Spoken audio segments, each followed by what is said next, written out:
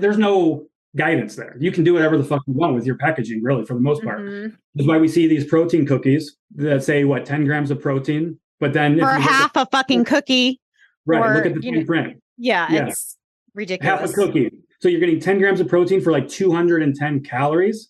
So to get that full protein that they're advertising, because the protein that they're advertising is for the entire cookie. So this is where it gets deceiving, because the entire cookie. But then if you look at the label, they show 2 servings, half a cookie, 2 servings. So it's very deceiving. It's very deceiving. Yeah.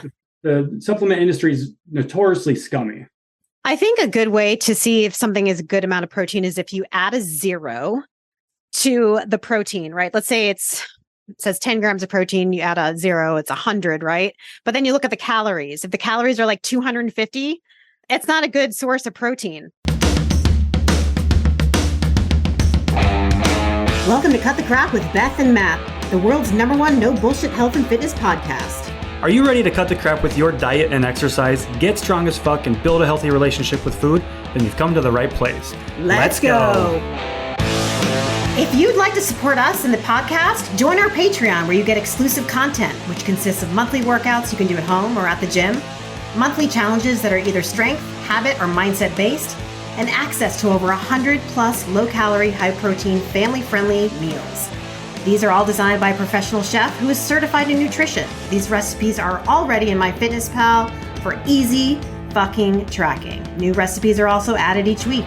We believe that fitness is for everyone, so this is our way of getting you started on your health and fitness journey at a price most everyone can afford. So what the fuck are you waiting for? We'll see you in the Patreon.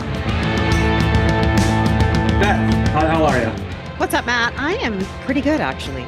Pretty good? Not too bad. Not too bad. I'm happy to hear that. Working on my speech for the Real Coaches Summit, which has been fun, but also terrifying. I have to come up with a title, and that's where I am struggling. Just drop an F-bomb in there somewhere, and then that's okay. So do you want to hear? You guys can hear what I have thus far, and this is where I think it's going to be. Okay, so the power of authenticity and boundaries, essential tools for building a brand, growing a community, and starting a fucking movement. Ooh, don't overthink it. That's good. Do you like that? Fuck yeah. That's you. That's what we do.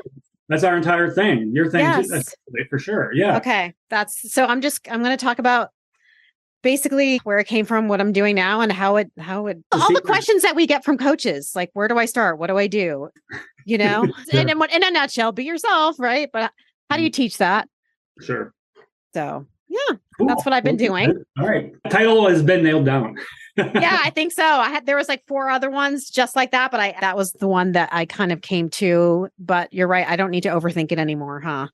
I mean, I like that one. If you want to run the other ones by me and our listeners, they kind of sound like that, like the first one before, the power of authenticity and boundaries, essential tools for building a brand, growing a community, and starting a movement without the fucking in it.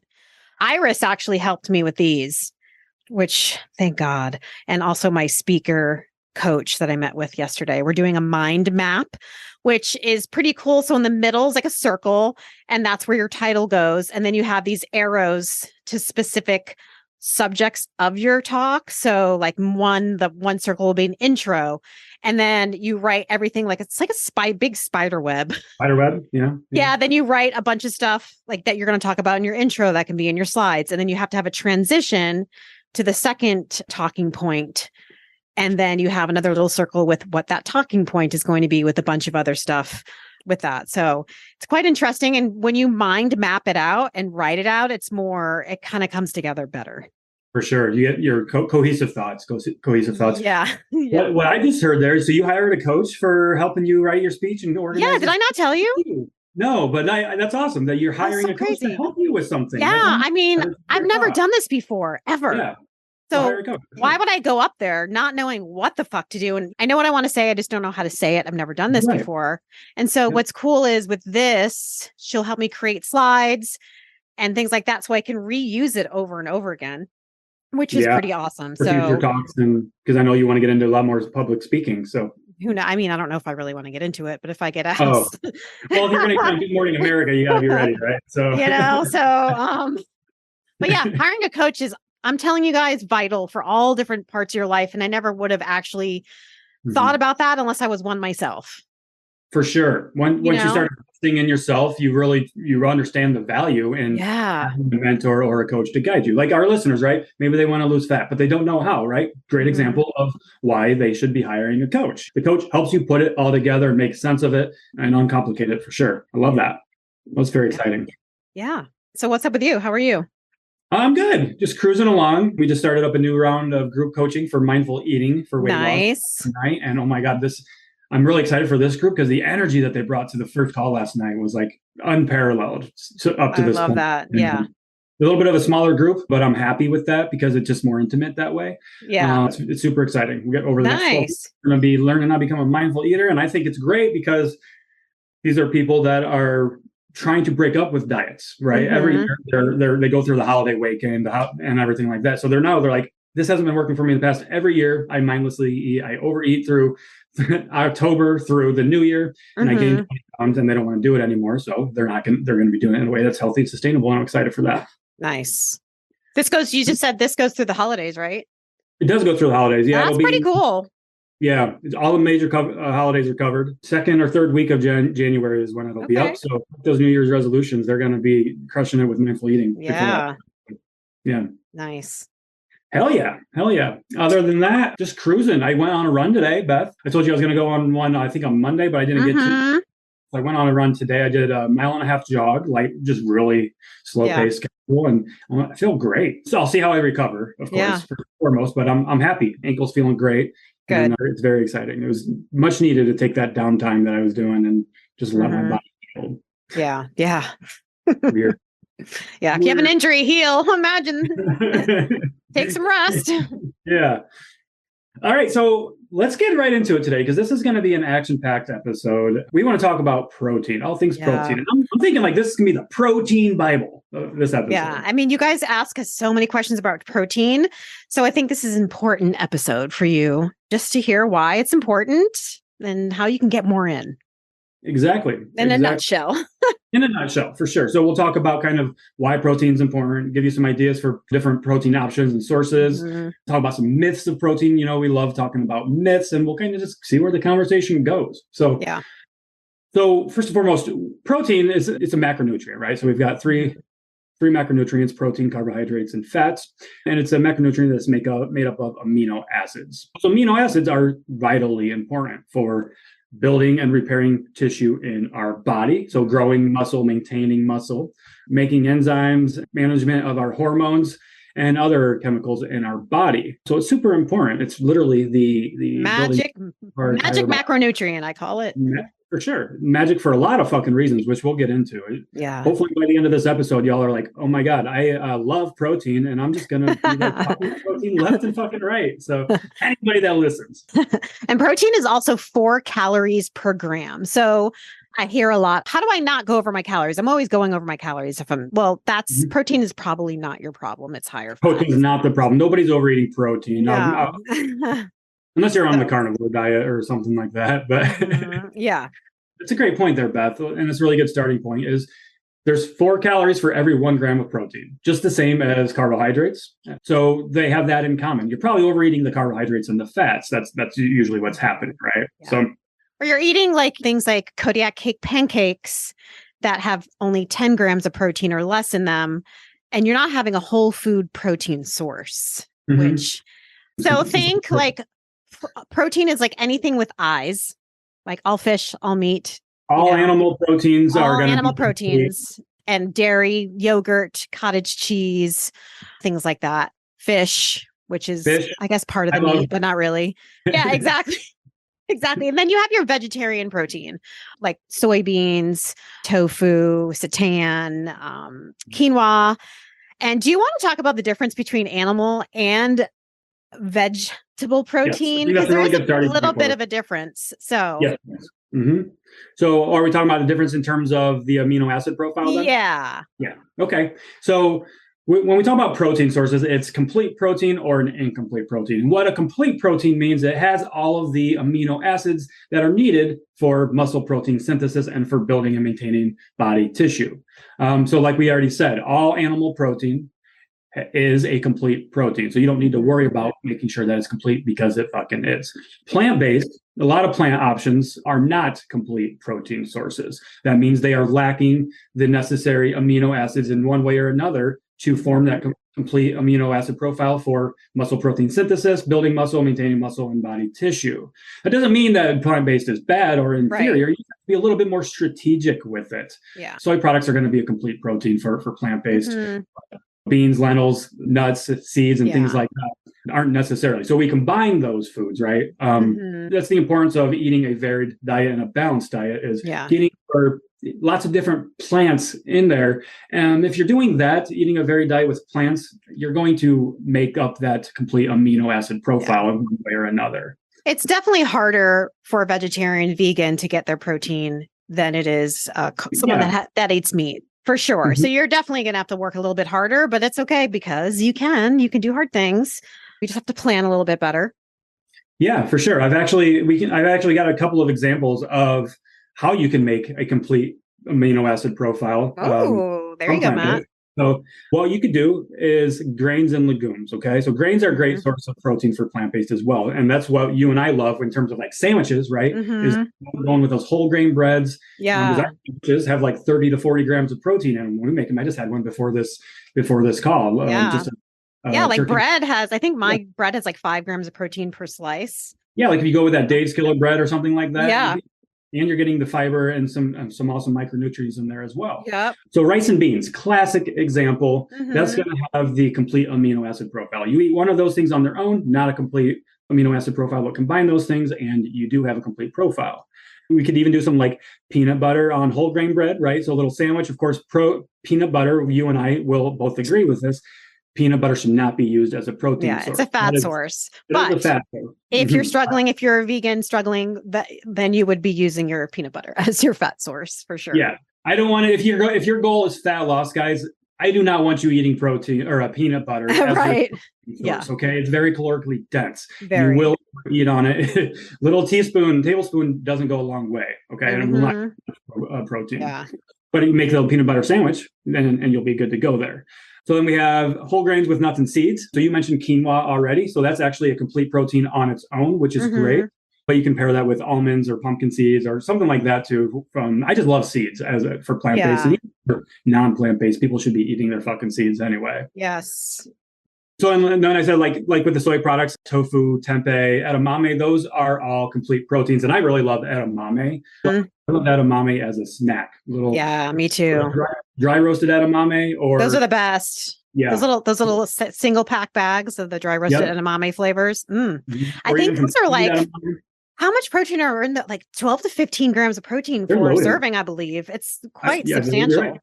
And fiber too. So then you're getting the great fiber with that too. So plant-based or not, whatever your diet preferences are, definitely incorporate some edamame into your diet. Okay, so is there anything else we want to talk about with animal versus? I guess we didn't really list. What are some of your favorite animal-based protein sources? Let's start there. Chicken. I love chicken. It's very versatile. And here's the thing, guys, you don't have to eat just baked salt and peppered chicken. Season that shit. There's so many different ways to cook your chicken. Let's see. That is my top one.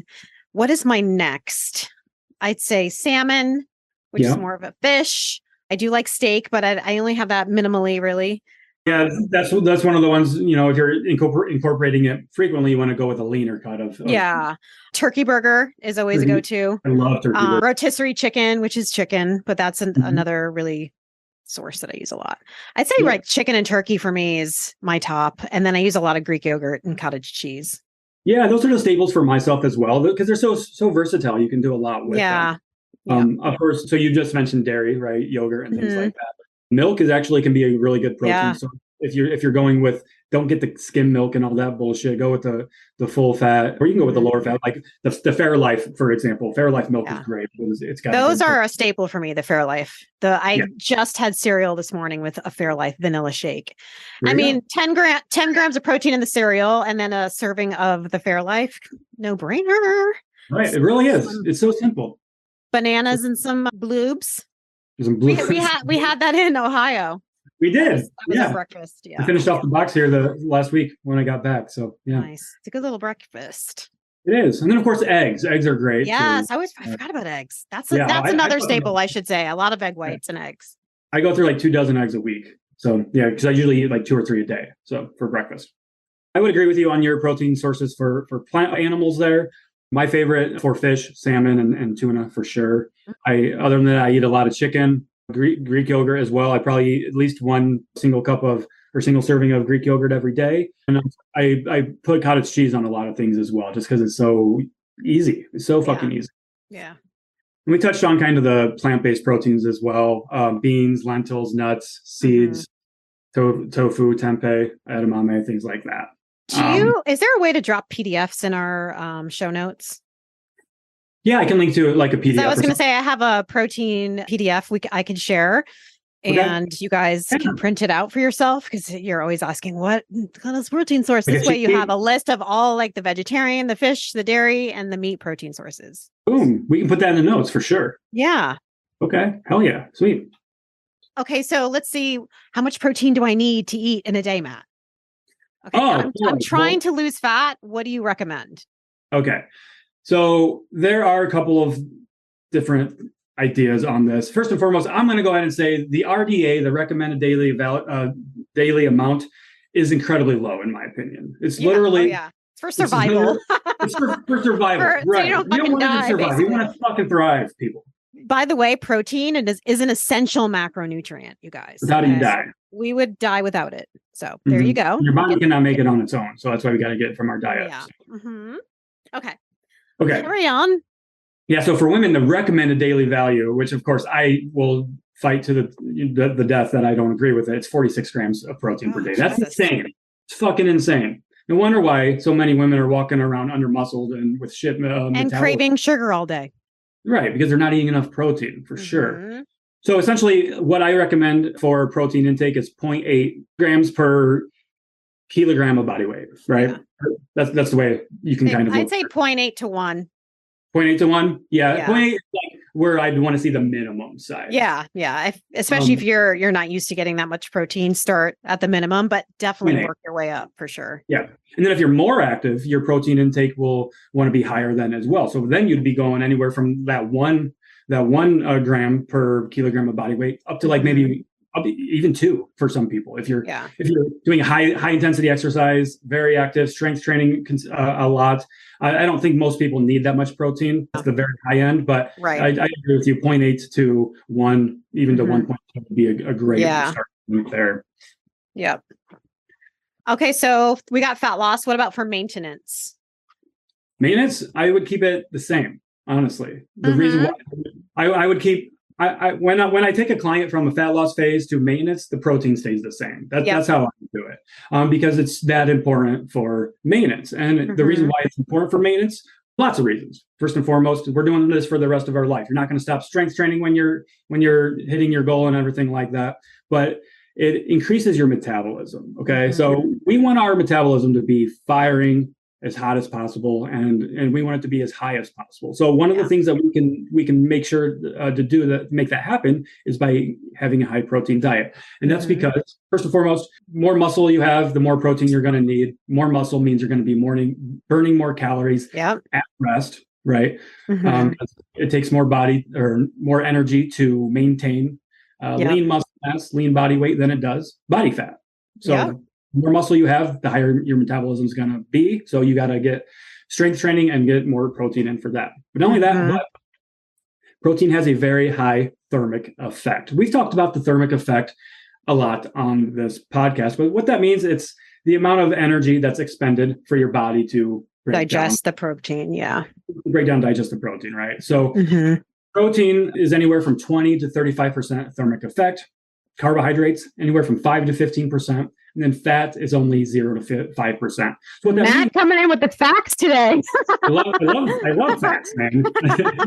So with the fucking data, y'all. Yeah. So let's put that into practical terms. What that means is you can take 100 calories of protein, 100 calories of carbohydrates, and 100 calories of fats. You might think, just 100 calories, right? Well, yes, you're ingesting 100 calories, but your body's going to break that down a lot differently. So of those 100 calories of the protein, your body's going to expend 20 to 35% of that energy to break it down. So really, you're looking at anywhere from like 80 to 70 calories that you just actually kind of ingested. So your body is burning more calories by eating more protein. If you take that same 100 calories of carbohydrates, you're only going to be burning 5 to 15 of those calories for your body's digestive processes. And then for fat, it's only going to be like 5 of those calories are going to be utilized and broken down for breaking down that fat. So that's why it's important. Not only that, but protein is very important for satiety, right? Oh, yeah. So, Keeping you so full. That's going to be important for fat loss and maintenance after the fact. So we want to be hungry, or we don't want to be hungry. So the way we do that is by eating more protein. That's why it's hard to overeat protein, because it does fill you up fairly quickly. And if you ever eaten a lot of protein, you might actually feel warm. You might actually get the meat sweats, right? Yes. Well, the thermic effect. That's your body literally heating up to break down that protein. It's really fucking cool. Yeah. So the meat sweats, it's a real thing. Yeah, for real. For real. I had Brazilian barbecue in Florida, and yeah. Yeah, barbecue will give you the meat sweats out every time, for sure. Yeah. So maybe we should talk about how to get that protein in. Okay. Because that's another thing people struggle with. So if you are tracking calories per se, some of you may not. I'm going to give you 2 different ways you can keep track of your protein. So if you are not tracking calories and you're looking for fat loss, you can do the hand portion method. So thinking a palm of protein at each meal if you're a female, and 2 palms of protein if you're a male. So that is a gauge. If you don't track calories, think of like a deck of cards, a deck or 2. If you are tracking calories, I like to pre-log my protein the day before, figure out how much you need for the day and divide that between how many meals you eat. I like that. So let's say you need 130 grams of protein per meal. You have 125 grams per day. That's what I meant. You divide that, let's say that's 25 plus per meal. If you have 3 meals, 2 snacks. Right. It's not that hard. It really just takes some planning. You guys are just probably not used to focusing on protein, but once you do, you're going to notice that you're not as hungry. You're not going to crave as much sugar. You're going to be more satisfied. You're probably not going to snack at night as much anymore. That's why we push protein. It's so important. So important. Maintaining muscle, another thing. Before we get into maintaining muscle, for sure, because that is very important. Fuck, what was I just going to say? We'll cut this part out. You said something there that I wanted to highlight. It'll come back to me. This is the problem with us not following a script, right? Fuck scripts. Fuck scripts. Fuck. Okay, well, we'll get into maintaining then the muscle mass part, because as you know, we start breaking down muscle as we age. You're literally beginning with the age of 30. We start losing about 3 to 8% per year or something like that. Yeah. So you think about it at the age of 30, and if you're 50 now, that's compounded quite substantially if you were not doing the things that we recommend. Strength training, eating enough protein. Your body will start breaking that down. It's called sarcopenia. Your body will break down osteoporosis. It's important for bone health, you guys. It is. So this is a particularly important for our listeners that are perimenopausal or have gone through menopause, right? That's the significance of protein there, because they definitely need to be building lean muscle mass, because they probably are losing muscle mass if they haven't been strengthening there. We want to maintain that, keep that metabolism up as high as we possibly can. And I thought about what I was going to say just a minute ago in terms of getting protein into the diet. One of the most common things that I do with clients when we look at their dietary log is literally just start doubling the protein intake, right? They're eating 2 eggs for breakfast. Cool. Now you have 4. Or maybe instead of 2 eggs, you have 2 eggs and some egg whites, right? So the easiest thing you can do is just double the protein serving. Instead of 2, like I see people building a plate and it's like 1 to 2 ounces of protein. Like that's not enough. Double that shit. Triple that shit. And like Matt was saying, so use your base protein at a whole food protein source. Don't use Kodiak cake pancakes or high protein oatmeal as your main protein source for your meal. You should have like your main protein source, which is a whole food. Like let's say you start out with eggs, but you want a carb source with it. Okay, great. We'll add that high protein oatmeal. That's going to add extra protein and that'll be your carb source as well. So don't start out, be like, I'm going to have my high protein oatmeal and that's it. You're going to be more hungry. That's not enough protein. So really load up those meals with a whole food protein source and then add those little like Kodiak pancake sides or high protein oatmeal, high protein cereal. But those should not be your main protein source for your meal. I agree. And now if you are going to use like oatmeal for your meal by itself, that's not going to be a substantial amount of protein. No, So add some protein powder was what I would do. Powder. Yeah. Supplement with protein powder. Or egg whites to oatmeal is really good. It makes them savory. Yeah, even cottage cheese. I mean, people are fucking weird with their cottage cheese. I want to do it. But. Yeah, right. So yeah, definitely. And that's a really good point too, is the protein supplementation. So many people ask us for like protein shakes, meal replacements, and and protein shakes to replace meals. You shouldn't need that much, you guys. I honestly barely use protein powder. I do sometimes. I go through little phases if I'm having oatmeal, but it's really just a supplement. Yeah, that's really the only time I use protein powder too is if I'm eating oatmeal, honestly. Yeah, I don't really I'm not a shake person, but I do like my Fairlife in my cereal, but I don't use a lot of protein powder, admittedly. Yeah, you don't need to. It's a supplement. I don't fill in need the void. Yeah. Because you eat meals, you're always eating. I like to chew my meals. I like big, voluminous. Talk about that. Chewing the meals. That's really fucking important. Drinking my protein, it doesn't keep me as satisfied. It won't.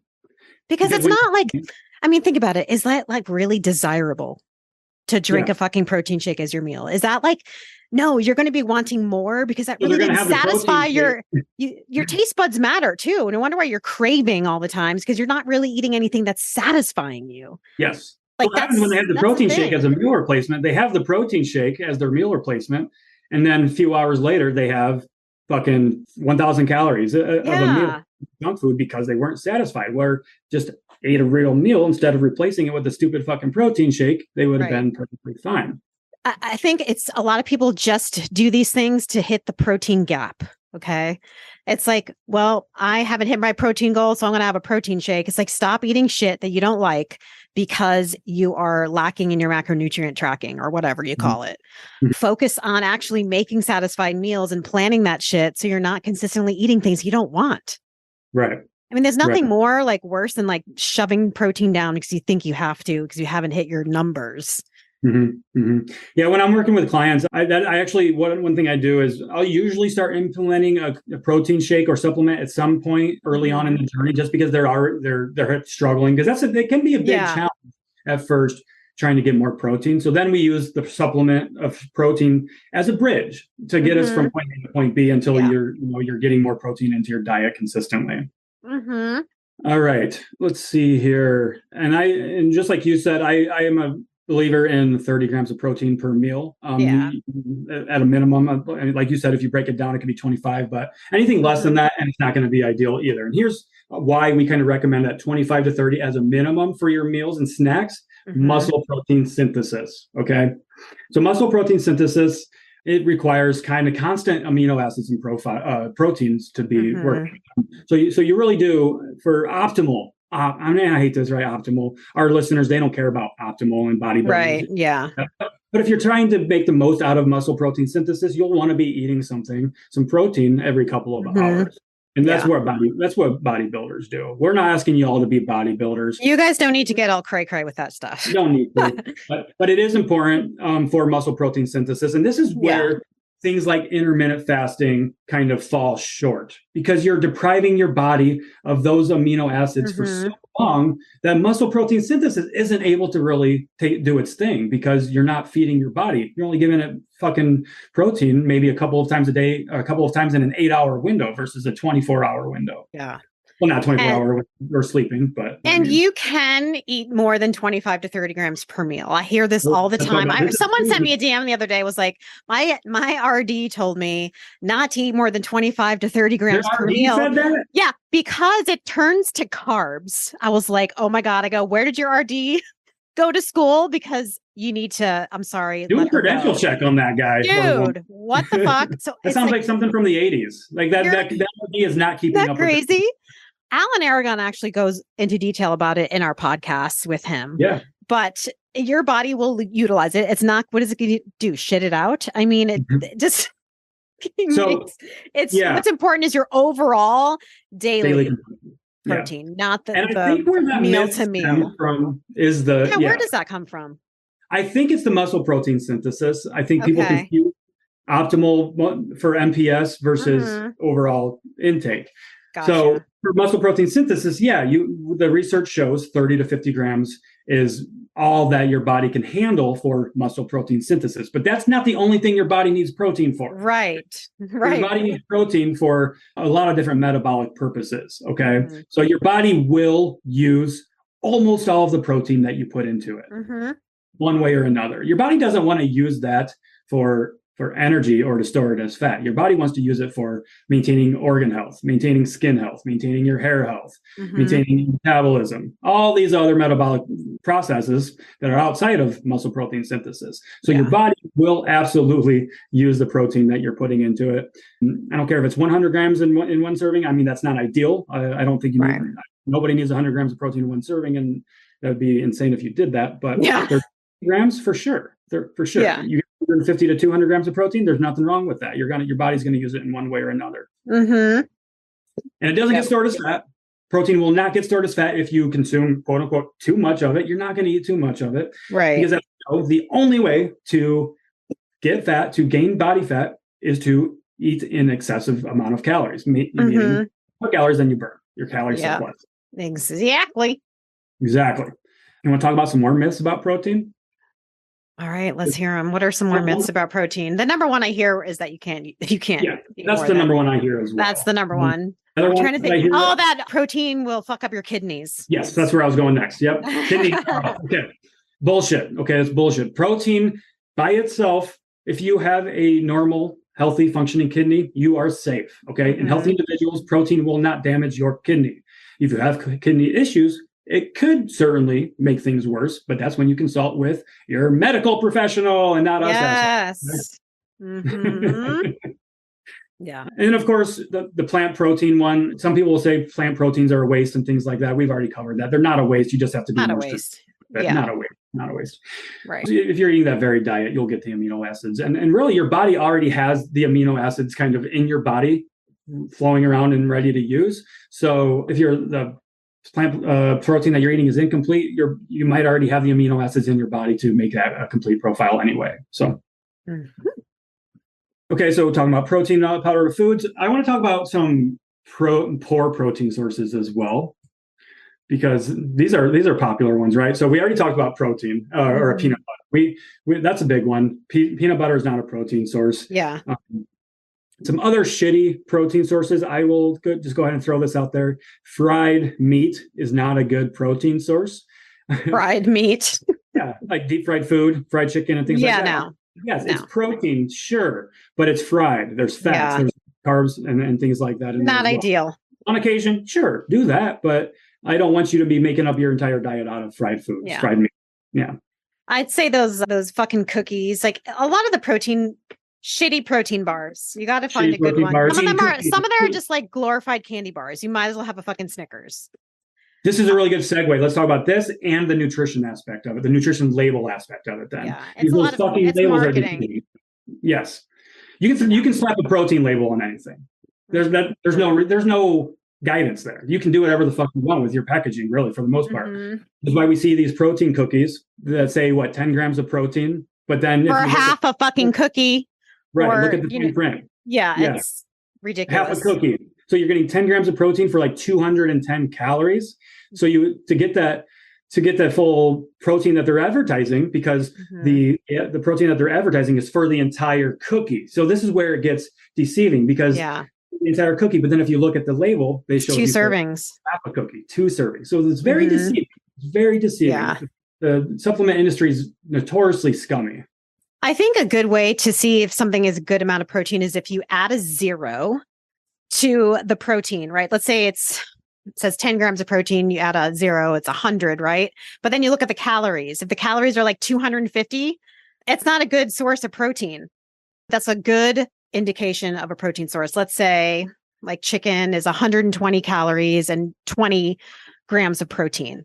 You add a 0, that's 200, and then you got the 120. So the 200 is over the 120, and that makes it a good protein source.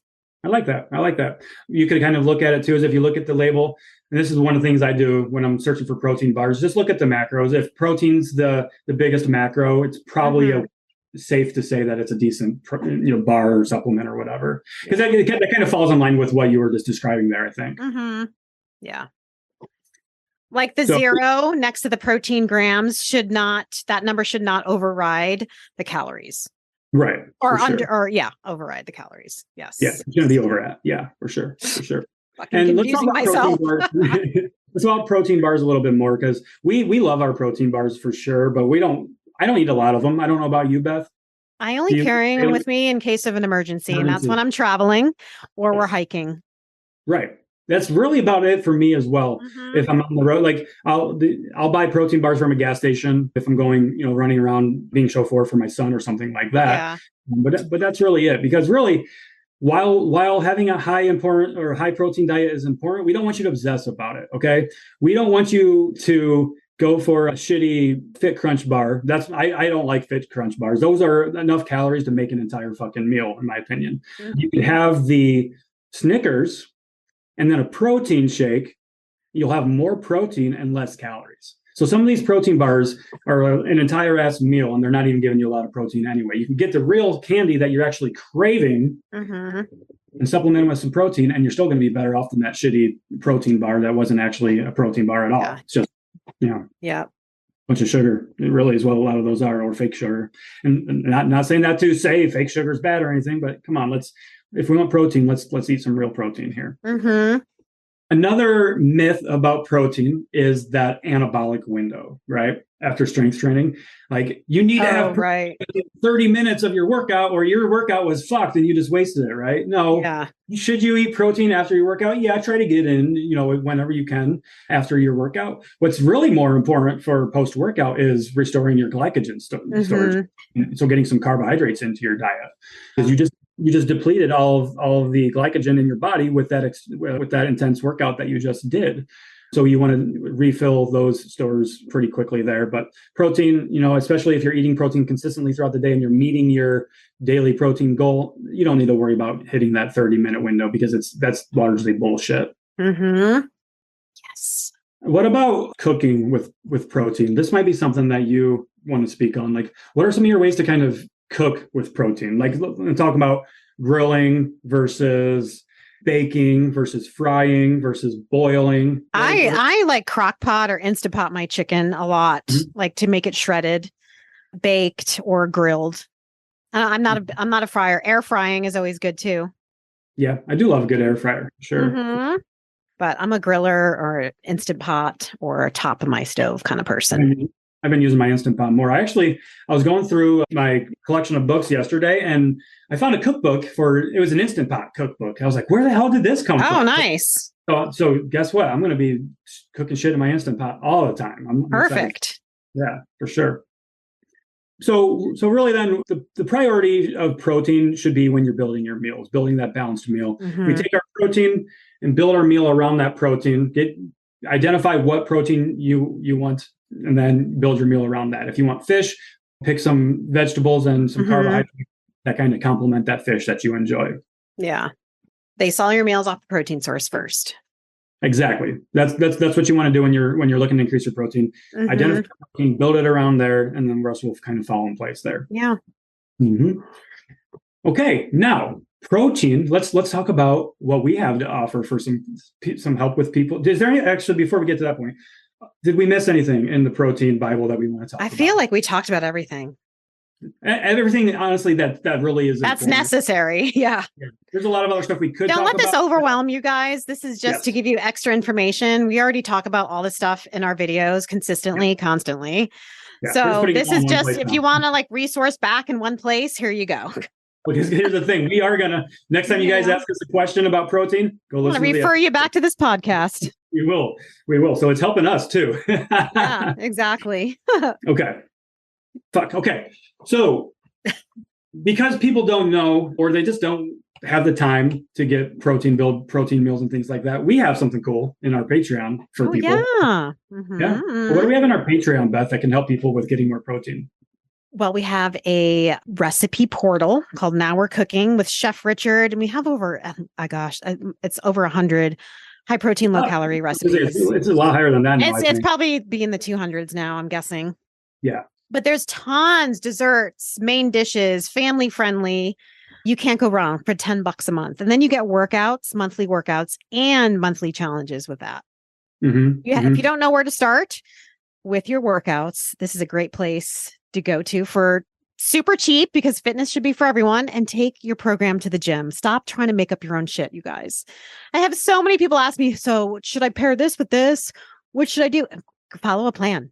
Follow a fucking plan. Stop winging that shit, So monthly workouts, recipes, and monthly challenges. Yeah, and I'm going to give a shout out to Nikki, actually, because Nikki posted in our Facebook group for our Patreon members about how awesome the November workouts were, because she completed the first 4 of them. So we love the feedback that our patrons do provide us with the workouts. And our members love the workouts, guys. Yeah. Amy's crushing it too. Amy. Yeah, for sure. Everybody's crushing it that's following along with those workouts. And we've been doing those for over a year. Almost 2 years now, coming up 2 years in April, I think. Yeah. So I love the recipe portal. A lot of the recipes that you and I have done together on TikTok videos and reels and things like that were straight from our Patreon, right? So we have things like the chili. We did a barbecue day, right? We did that. And we've got the desserts. Of course, that's not going to be a protein option. Sometimes they are, because sometimes we do make them protein, but they're the lower calorie options too. So recipe portal isn't just for the high protein options, it's for lower calorie options as well. And here's the most important thing about the meals is they actually taste good. Yeah, they're good. Your kids are actually going to eat them because you're using real foods, and these are meals that are fucking staples. They're comfort food meals, a lot of them. So I know there's pizza in there, there's mac and cheese, there's pasta, there's all kinds of shit in there that your kids will like, and they're not difficult to make either. Anybody can follow these recipes. Easy. We just made the other day, these are going in the portal, some Thanksgiving egg rolls in the air fryer. So they had stuffing, cranberry sauce to dip, mashed potatoes, and turkey. We rolled them up in the egg rolls, sprayed them with a little spray, and put them in the air fryer. Delicious. Oh, the air fryer. That sounds. So those should be in the portal, if not now, soon. That sounds incredible. The Now We're Cooking team is incredible that we're partnered up with, and they release new recipes every week. There are new recipes. 3, I think, every Wednesday. So great resource there, guys. Even if you do know how to get more protein in, you're just looking for some fresh ideas, we've got you covered. Like Beth said, we've probably got over 200 of them at this point in the portal. And here's the thing, you're not going to see this anywhere else. Nobody else has this. Nobody else is providing something like this. I mean, I shouldn't say that. This particular recipe portal, I'm not aware of anybody that has anything like this, but there's people like Zach Cohen, of course, which his meal prep Patreon is incredible. Our clients have access to it too. So if you're with Team BFF or with Fit Fat Training, you will have access to these recipes. Yep, absolutely. Yeah, I don't know. What else do we want to talk about? I don't fucking know. I think we're done with protein. I'm over it. I'm just messing around, but I'm not. That's just how we roll. No, it's cool. Yeah, I'm done with the protein. We're good. I don't think we need to beat over a dead horse anymore. Protein, fucking protein. Stop fighting the protein. That's what I got to tell you, because you're doing nothing for yourself by fighting it. It's like you catastrophize protein before you even try to fucking get it in your diet. It's not a daunting thing, you guys. Okay. Just think of it like it's only benefiting you a million times over. Yeah. And if there's nothing else you take away from this, guys, if you are struggling with overeating at night and mindless snacking throughout the day, increase your protein and you will be amazed by how things change for you. Yeah. All right. That's it. I think that's it. That was pretty awesome. I hope you guys enjoyed. We're going to actually drop a protein PDF in our show notes, so stay tuned for that. So you will have a list of protein to take with you wherever the fuck you go. There you go. Print it out, put it on your fridge. You'll never not know what protein source to choose from. There's no excuses now. We just gave you everything you need. Exactly. All right. All right. All right. We'll see ya. Bye. Hope you enjoyed this episode. So why not share with a friend who needs to hear it? Send us a DM on Instagram or email us at cutthecrappod@gmail.com and join our Patreon at patreon.com/cutthecrappodcast. As always, we appreciate you and thanks for being here.